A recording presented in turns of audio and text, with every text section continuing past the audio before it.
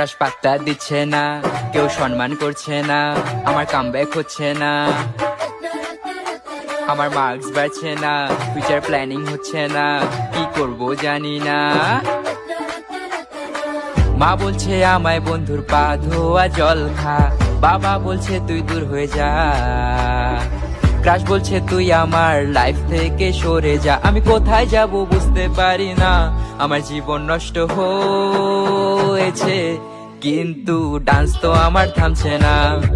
আমার জীবন নষ্ট হয়েছে কিন্তু শখ তো আমার কমছে না। আমার জীবন নষ্ট হয়েছে কিন্তু নাটক তো থামছে না। হায়